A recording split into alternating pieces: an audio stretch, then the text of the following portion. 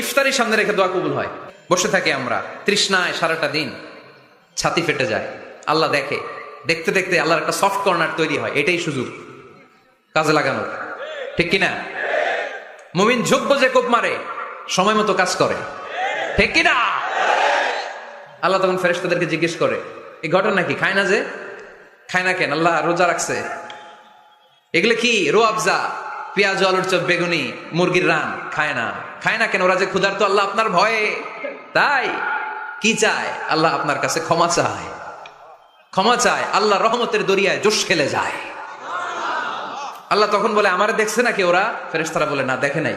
আমার জান্নাত জাহান্নাম দেখেছে? না দেখে নাই।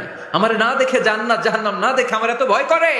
যাও, আজকের এই রোজার বিনিময়ে এখন বান্দা যা চাইবে সব কবুল করে নেব।